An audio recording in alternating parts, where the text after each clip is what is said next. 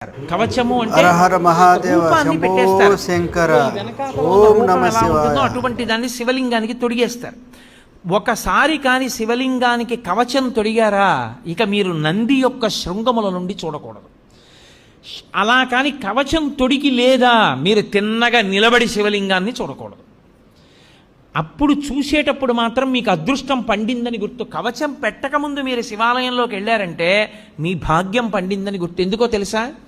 ఈ సమస్త ప్రపంచమునందు కేళి చేసే శివస్వరూపం దర్శనం అవ్వాలంటే నందీశ్వరుడికి ఆయన ఇలా ఉంటే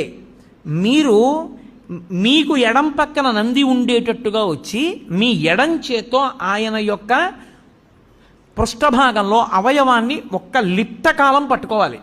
కుడి చేతి బొటన వేలు చూపుడు వేలు శృంగముల మీద ఉంచాలి. ఉంచి వృషస్య వృషణం స్పృష్ట్వా శృంగమ